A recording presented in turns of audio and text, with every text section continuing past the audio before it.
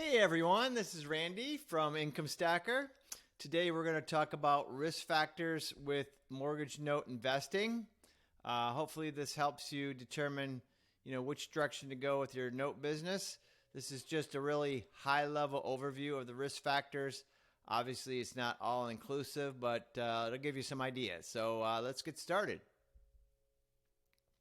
So good old Webster's dictionary that is, says that the definition of risk is the possibility of loss, right? The possibility of loss.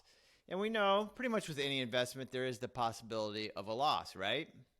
However, we have to look at the probability of loss instead of the possibility, right?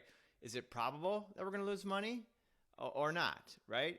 So the probability of loss in the stock market, for example, is much higher than the probability of loss for a secured real estate mortgage note. Again, secured, meaning it's got a piece of property behind it, right? A house, a piece of land, or whatever it may be.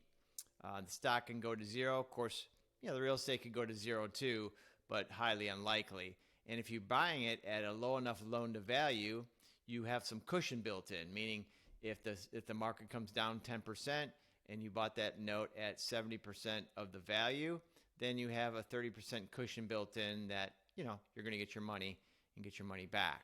So just wanted to mention that.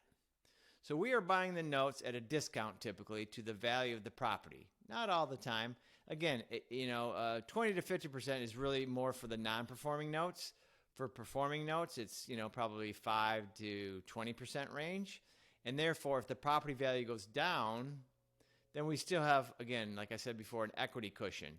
So in the example there, the house was worth $100,000 and the note we purchased at $54,000. Obviously, we have a lot of cushion in there if something happens. If we buy it, let's say at $75,000, then we still have a 25% cushion in there. Again, depending on the note we're buying, depending on the area, depending on the pay history, depending on a lot of factors, it will determine how much risk we're willing to take in terms of the loan to value. So let's look at 6 risk factors. Again, this is not an all-inclusive list, but a few examples. So default risk, what does that mean? Well, basically the homeowner stops making payments, which would reduce the value of the note, right? So a note that's performing versus a note that's non-performing, obviously, the performing note is going to have higher value than the non-performing note, right? So that could be some kind of risk. But again, if we're buying it at a good price, we've done our due diligence, and if something happens, we can mitigate that risk by doing things like loan modifications or forbearances or whatever it may be. We'll talk about those in future videos. Market risk. Market risk is also present. Mortgage notes are affected by the changes in interest rates, right? So if interest rates rise, the value of the note could decrease. Additionally, if the real estate market declines, the value of the property securing the note would also decrease and affect the value of the note. Now, one thing is, again, if the value of the property declines, then of course it affects the note. But again, we're usually buying it at a discount already. It would just, maybe our loan to value would go up a little bit, but it still wouldn't be that bad. And again, with mortgage notes, we're not basically buying and selling these things on the secondary market. Typically, we're keeping them. So we buy a note, we have a certain interest rate pegged in, and that's what we're going to get until we sell the note. Now, if we sell the note and the market drops, yes, the note value is going to go down as well, and we're not going to get as much for it. But usually we're getting double-digit returns already. So again, it's not a big risk. Number 3 here is credit risk. The credit worthiness of the homeowner is pretty important consideration when buying mortgage notes. Now, especially with the performing notes. With non-performing notes, truthfully, I never even check credit because I'm looking at other things like value, the collateral. Am I going to get my money back if I have to foreclose, things like that. But with performing notes, you have to kind of look at, what's the pay history of this person and things of that nature. So if the borrower has poor credit, and the credit is kind of cut off by my face, by the way, a poor credit history or high debt to income ratio, there's, a higher risk of default typically. But you're going to look at all these things before you buy that particular note. The next thing is legal risk. There's always a risk of a legal dispute when buying a mortgage note. So, for example, if there are issues with the foreclosure process, the value of the note could be negatively impacted. So, if you're going along doing a foreclosure and it's contested, it could take longer. That would impact the value of the note, or some kind of legal disputes, or you didn't do your due diligence, you didn't have the right paperwork to actually enforce the note. That would be bad. But again, this is something that can be mitigated by doing proper due diligence and keeping up with these types of things. And this is what you have. Again, you have attorneys for to do a lot of this stuff for you. But again, I'm just mentioning it here. Now, legal risk in terms of someone suing you is almost, of course, never say never, nothing, but it's very low. It's not like a rental property, right? If you have a rental property and someone slips and falls, guess what? You as the landlord could be sued. If someone slips and falls and you're the lender, does the lender get sued? Are you calling your bank for your home mortgage and saying, hey, someone slipped and fell? No, right?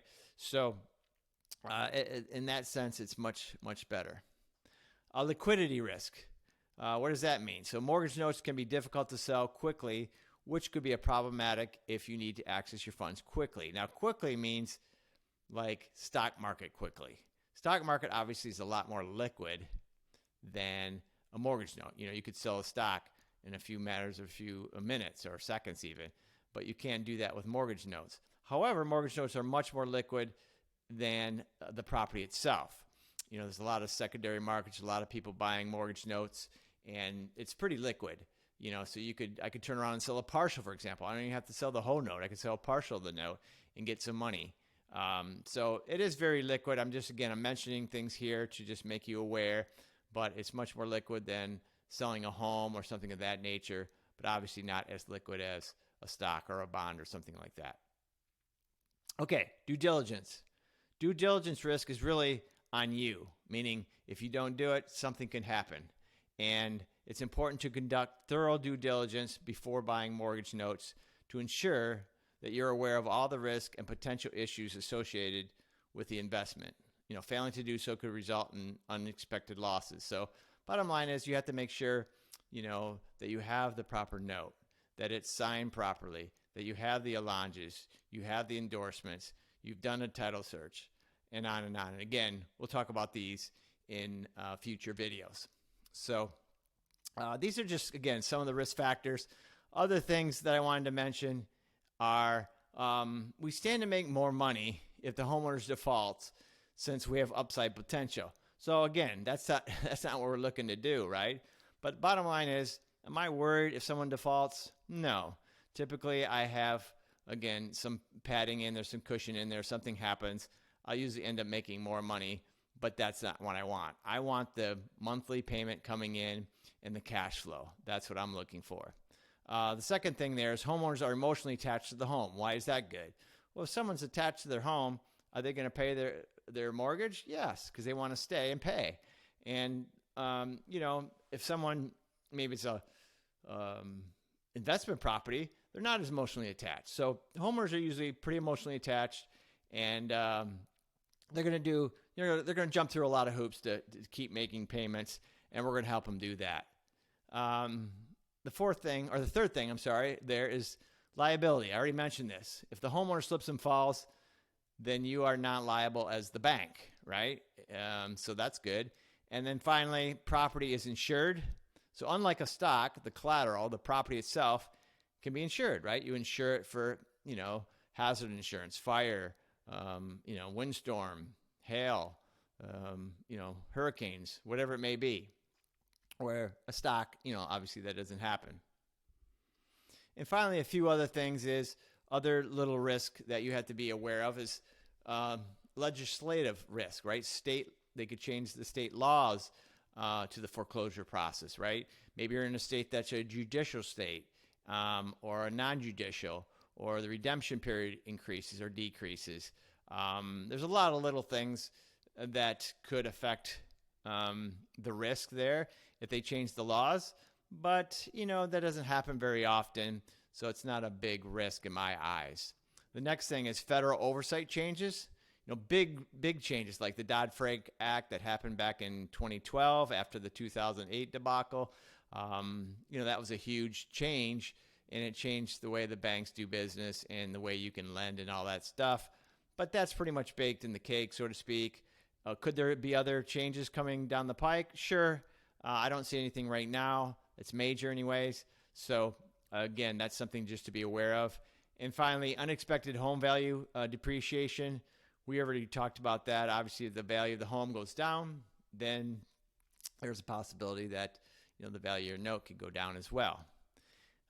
Two other things I'd like to mention is changes in the CFPB or the FDCPA rules, and that could affect things.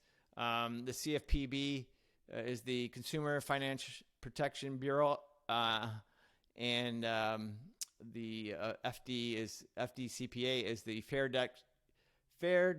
Debt Collections Practice Act rules and regulations. So quite a mouthful there. So there's changes in those rules and regulations you just have to keep up with. Again, that's why you have a servicer. A servicer is going to take care of a lot of things. You're going to have what we call subservicers, servicers. You're going to have attorneys.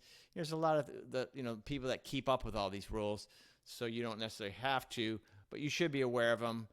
I try to keep up with the rules, but again, it's kind of hard since there's a lot of rules. But they haven't really changed dramatically recently, but you have to keep attuned to that possibility. And, of course, the cost of foreclosure could increase, right? And the legal expenses. They have increased dramatically. I actually had a graph, and I didn't put it in here, of the cost of the foreclosure and legal expenses have gone up dramatically since the crisis of 2008. They kind of started plateauing around 2016, and they haven't really changed that much, maybe increased a hair, but not that much. So they've already increased quite a bit. I don't see anything dramatic there as well. But again, something to be aware of. So with that being said, again, check us out. Sign up for our free newsletter. That is essentially like a learning newsletter. You'll get an email with a newsletter that has information in it, a lot of good information and got good examples. We also have examples in questions that people have that we answer in there. So go to incomestacker.com and sign up for free. It's completely free. And also you can, I think at the end of this video, there's a button you can click to go directly there and sign up. So it's simple. But hopefully you enjoyed the video, and we'll see you on the next video. Have a good day.